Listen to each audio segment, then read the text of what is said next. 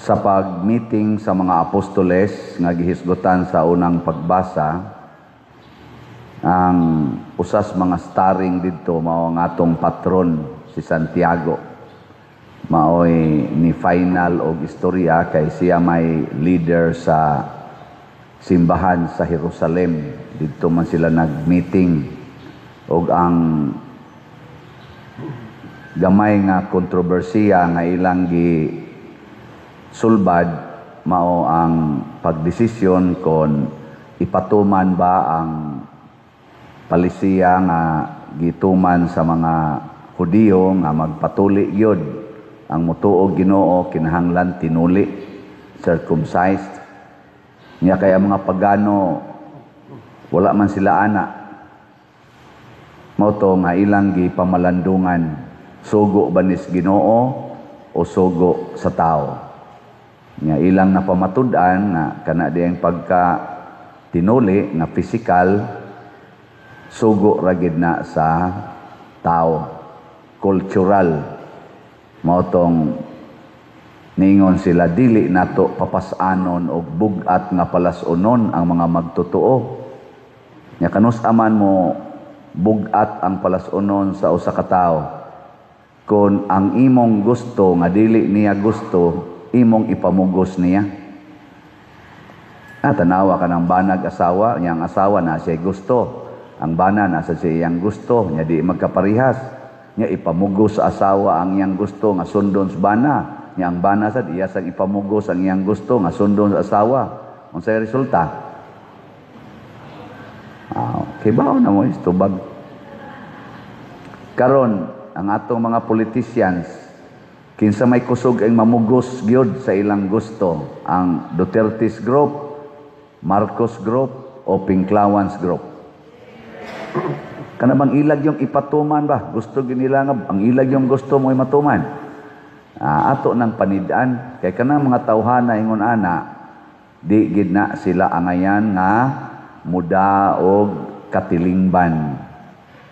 Parehara sa gud usahay kaning ato mga chapels dinhi mag-away nya maghimo dayog laing kapilya. Ano? Nya man maproblema tang pari unsaon paghusay. Nabuangon. Sige ampo Ginoo nya away. Hinaw di ginakalikayan. Bisan gani sa mga organizations. Bisan gani sa atong simbahan. Mga pari nag-away, mga obispo nag-away, hasta mga cardinals nag-away, mga madre samot na. Labaw na ning mga organisasyon sa linibakay to the backside. Onya, unsaon na paghusay? Ibutang gyud sunahona nga ayaw papasana og bugat nga palasunon. Sa termino pa ni Santiago, sa to? Ito yung giingon din.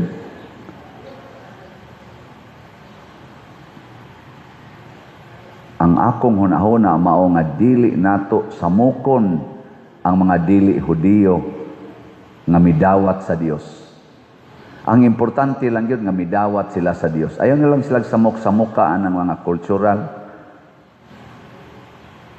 Grabe tawa nang nag-sharing na mo dito niya. Nahitabo ra ba sa na din sa ato usahay. Kana bang particular kay tag balaod sa manang dress code. Dress code ba sa simbahan? Naagi uban nga ug musod kag simbahan di ka pasudlon basta ga sleeveless or nag-short. Siyempre kay di man gina siya nindot tan-aon. Pero sa pari usahay nindot sa na siya tanahon. Pero og atong i-relate sa ato yung pagsimbas Ginoo, layo ra gyud kay na siya. Dili siya haom sa atong culture. Kita din ba sa atong culture? Nayusan nako kakaila nga missionary, classmate nako sa canon law dito pa ko sa UST, eskwela pa ko. Pag-sharing na namo about aning mga cultural practices. Dito siya sa mission area nga mga natives nga ang mga tao dito, mga laki nagbahag, ang mga babae topless. Kana bang wa sila naritabon sa babaw ba? Nindot sa tingin ito tanahon. Nya hastagan ikono ilang iro, ilang baboy, baktin, pasusuhon, usahay sa mga kuan, kanang mga inahan ba? Ilang idog o higda, ilang baboy, native jud kanang kuan jud ba kanang mga tribo-tribo ba dito sa bukid. Mao to nga siya man kuno na-assign dito, iya jud gipaningkamutan ang pagkuas mga tao yang instruction sa obispo, teach the people how to worship God properly.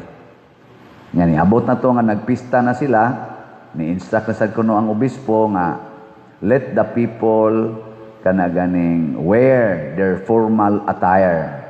O di mo sa iyang instruction nga wear your formal attire during the mass kay ang obispo mo ay momisa. Sus pag-abot dito ro simbahan na nagtaplis man ang mga babae, nagbahag man ang mga laki. Ang obispo pagkakita niingon dayon niya, di ba giingnan tika nga pasuloba ang mga tao sa ilang formal attire? Ingon sa siya, but Bishop, mao man na ilang pinaka-formal attire diri. Nagbangi na ang formal attire sa obispo nga gihuna-huna ug ang formal attire sa mga tao kinsa maroy masunod ani?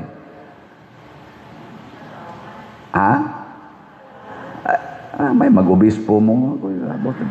Pangutan na itong obispo dito. Padayon ko no silag misa. Padayon silag misa. Nakataplis ang mga babae. Nakabahag ang mga laki. Muna, ningon siya, dili sayon kaning gitawag og inculturation. Unsa man gyud ang tinuod nga culture nga common sa tanan. Nga kanang way makabalibad kay ang culture sa mga Filipinos dili usahay acceptable sa mga Chinese. Ang kultura sa mga Chinese dili usahay acceptable sa mga Americans, di ba?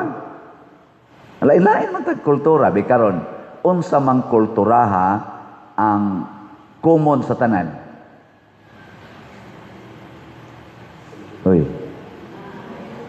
Gugma. Kanang paghigugma. Tanawa, kadaghang mga Pinay nga nakabana og lain-lain og nationality. Di ba? Nindot man kay sila tan-awon. Ang Pinay, porting Batanona. Ang dito Pikas, porting Tiguanga, gamawag ng lawas. Nya, magsige sila yun, honey, come here. Nya, musaway ka ana. Moingon ka ana nga, unsa man kaday nga, imo man ang apuhan, imong gibana. Dili, oy. Kaya ang ilang kultura dito, bisag 90 na ka, pwede ka mangasawa og 16 anyos. Kita dinhi makakita tag Pilipino nga nagsungkod na nga 85, nya makigminyog 20 anyos, magkatawa man ta. Ako mo retire na tingay ko ika 67. Basin pag makaminyo pa deta. Oy, katawaan na to hilas-hilas biya ana. Ayaw, ilan ang kultura dito? O sila pakialam, pero ang pangutana, naghigugmaay ba sila? Kana mo'y pangutana. Unsaon man pagsiguro nga ikaw nahigugma sa imong isigkatao sa gugma nga Dios nun. Yan sa man pagsiguro be?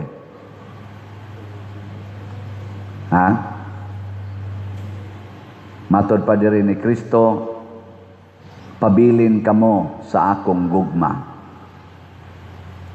Kung tumano ninyo ang akong mga sugo, nagpabilin kamo sa akong gugma. Sama nga ako nagpabilin sa gugma sa akong amahan, pinaagis pagtuman ako sa mga sugo sa akong amahan.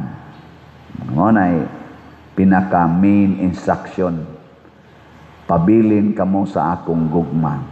Ayaw ginagamita ang gugmang tawhanon. Kaya ang gugmang tawhanon manggod, magpili kinsay higugmaon, pili ba? Kinsa maroy pilian kaayo o kinsay ilang higugmaon. sa atong mga politicians, ang Marcos Group, Duterte's Group, Pinklawans Group. Kanang pilian kay ba? Pareha na manghatag silang ayuda, ang ilang tagaan katurag yung ilang mga supporters. Nya katong dili mga supporters, magtanaw ka diha, maglaway ra gyud ka diha. Kinsa man, mga Marcos Group, Duterte's Group, or Pinklawans Group. Kana, ato ng pamalandungan sa pagpili natong mga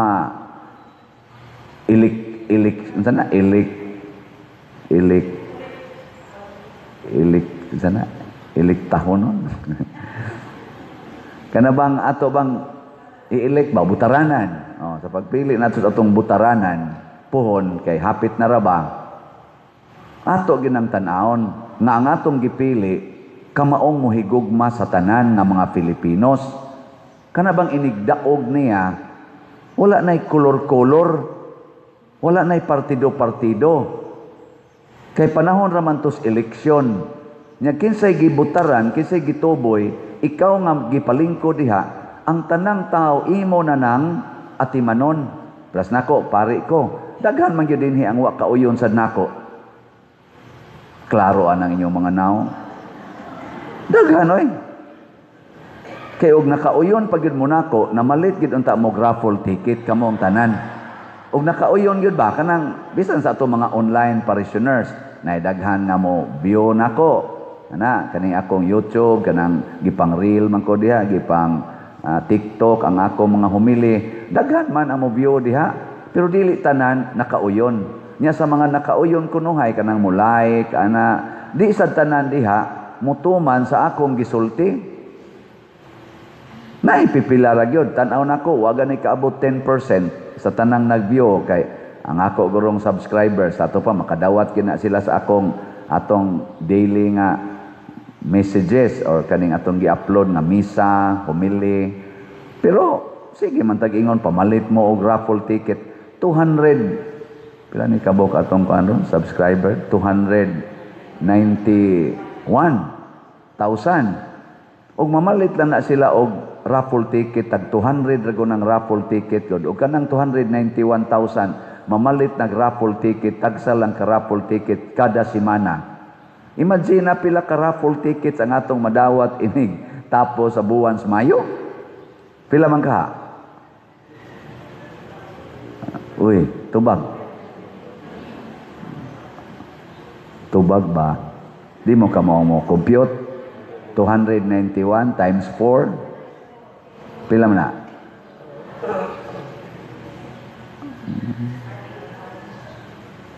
Sige, bahala mo diya.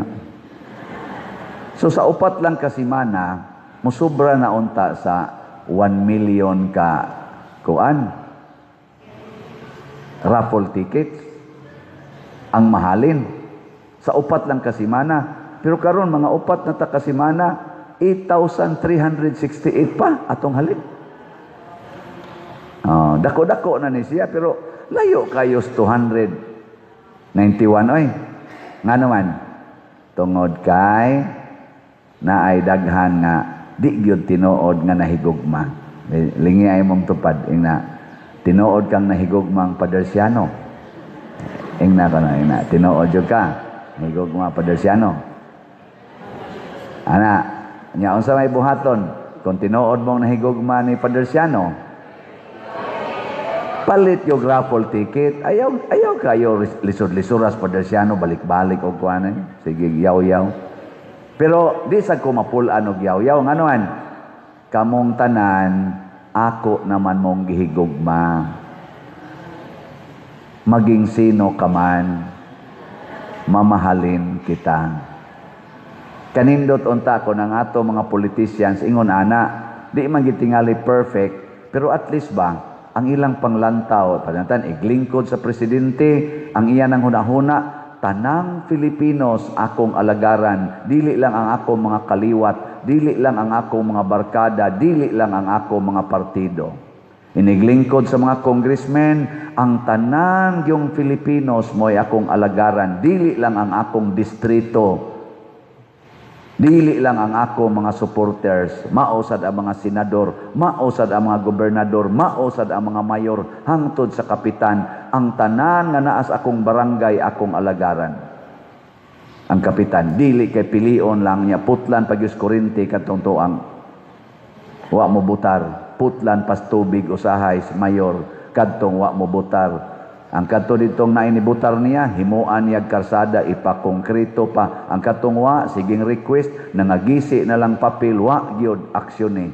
Kay total, wa man sa ko'y supporters diha. Kada eleksyon, pildi man ko diha. Ilam nang subay-subayon, hain sila ni Daog. Nya katong napildi sila, wa mo dihay development. Bahala na mo diha.